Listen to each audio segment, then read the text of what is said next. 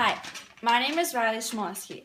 Today, I'm here to interview two very special World War II veterans. First, I have William Elsner. So, William, tell us a little bit about yourself. Well, I'm William Elsner, and I am a veteran of World War II, and I was a paratrooper on D-Day. Can you explain Operation Overload? Well, the essential plan was to land a huge army on the beaches of Normandy, and then to push the German defenses back about 700 miles, where then we would reach Berlin, the capital of Germany. And so, prior to this attack on Normandy, new inventions of war machines and production of new planes and tanks were established, and about 2 million Allied soldiers were trained for this, and we trained for about 2 years, and we had no backup plan. And the second part of our plan was to we set up a fake base in Dover, England, and in that base were tanks and trucks, but the tanks and trucks were made out of rubber, so German planes flying over thought it was real, and so then on loudspeakers we played tank and truck noises to make it look like we were actually had a legit base and it was working and stuff. And so then early on D-Day, we dropped paratroopers, but these paratroopers were actually dummies, and attached to these dummies were bombs, and as soon as the dummies hit the ground, the bombs went off. You heard rumors about the German plan, correct? Yes. We heard that they wanted to build up a huge army and then land it on the beaches and attack us, obviously. And Hitler, he demanded a line of defenses to be built up on the coast of France. He called it the Atlantic Wall. It was 2,400 miles long, and he made 250,000 workers and French prisoners to build it. And they planted 6 million mines, steel pikes, and logs to gash the enemy's boats when they passed by, so our boats. And they also planted thick barbed wire along the shore to make it difficult for us to pass. And they built bunkers and forts, so when the Allies, or we landed on the beaches, we couldn't see them. So that was their plan of attack to, attack us in the shadows, I guess you could say. Going into D-Day, how are you feeling? Well, in the plane, you see people, in other planes, people you know in other planes, they're going down, and you just see a lot of fear, and you see people dying around you and stuff. What happened when you jumped out of the plane? When I jumped out of the plane, all I could see were just, there's gunfire, there's explosions everywhere. It was, blinding almost of how bad it was. It was 6:30 in the morning. During the battles, what was going through your head? Well, going through my head was essentially just survive, to get through it all. What happened? Well, on June 6, 1944, we landed on the beaches of Normandy, and there were about 3,000 landing craft, 500 naval vessels, 2,500 other ships, 822 aircraft that carry paratroopers and gliders, and 13,000 aircraft. They all supported us on D-Day. And on June 11th, less than a week later, the beaches, we fully secured the beaches, and over 326,000 troops and more than 50,000 vehicles and about 10,000 tons of equipment had landed at Normandy.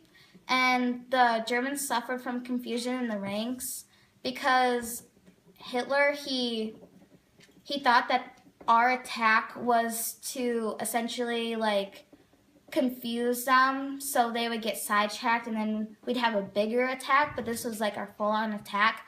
So he failed to get defenses up to support his army, and so they suffered from confusion in the ranks in the absence of their celebrated commander WarII. He was their like huge, not huge commander, but like their main commander that they like trusted and stuff. But he wasn't able to go there, so there was Hitler. So Hitler was their leader.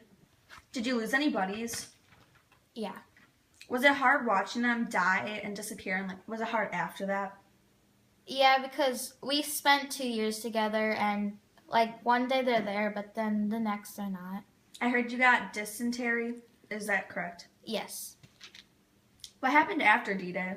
Well, we lost about 12,000 casualties, more than 2,000 aircraft, and 10,000 Allied soldiers, sailors, and aviators were killed, wounded, or missing. And then after the Battle of Normandy, we started pushing German defenses farther into France. And as we did that, we freed many people that were in France who were under the control of Germany. And so as we pushed them farther back, we freed more and more people. And we liberated all of France, so everyone was free from Germany's control. And then we started pushing them back more and more until we got into Germany. And as we were doing that, we came over what was left of concentration camps, and the people in the concentration camps, like the people who were left, we saved them, and we got them like to freedom, like because they were really bad conditions there.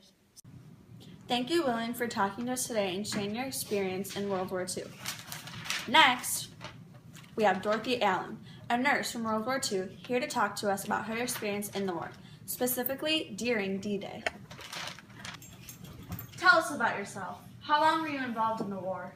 I started in 1938, a little bit before the war even started, and I served all the way until the war ended in 1945. I was 20 at the time and now currently 28 years old. Did you like your job? I did at first. Life was pretty good. We had barely any work to do and had a huge social life. We threw parties and dances every weekend and even had a few relationships with the male soldiers and nurses there. Since today is the first anniversary of D-Day, let's talk about what it was like being a nurse during that time. It was chaotic. Hospitals were always being shot and threatened to be bombed. And the hospitals were so close to the front line that they were basically in the middle of the action. Some patients even snuck out during the night to go on the front line because it was safer there than inside the hospital. Wow, what were some jobs that you're responsible for? We had to treat the patients and protect the patients in hospitals. We were protecting them, while in return the other soldiers that weren't injured were protecting us. What were some diseases of soldiers that you and your team had to treat? We had to treat dysentery, malaria, dengue fever, and a lot of other diseases, such as anemia or the lack of red blood cells. And we had to treat a lot of injuries, like there were a lot of injuries, broken arms, broken legs, and there were just some common coughs, colds, flus, etc. How did you treat them? We treated them using like homemade remedies. We had to use a lot of things we found in the forest and at the beaches. We used leaves. We used like sap from trees to cure some of the diseases. And we also just had to reuse a lot of our supplies. We had to reuse Band-Aids to fix some of the injuries. We had to boil used Band-Aids. We had to use sap from trees to stick on Band-Aids. It was not a clean environment. And in the operating rooms, we had to use scissors and dirty cleaning rags as face masks. So there was a lot of infections going around. And as nurses, we got a lot of the diseases, but nobody took care of us. We just had to fight, and we had to help the other soldiers before we helped ourselves. What was your overall experience like? It was horrible. I still have nightmares about it. It was just so crazy. You just saw so many injuries and dying soldiers out there. You couldn't even go a minute without seeing 5 more people dead. It was horrible. I can't even have words to explain it. What were the conditions like? We had barely any space to live or work in, and we worked until we couldn't work anymore. Some of my friends at 20 years old had white hair already. They lost a lot of their teeth and lost weight. Anything else you'd like to talk about? Yes, people believe just the soldiers guaranteed their freedom. But I want to tell you, it was us nurses who helped too. We both equally gave you and the millions of others watching their freedom.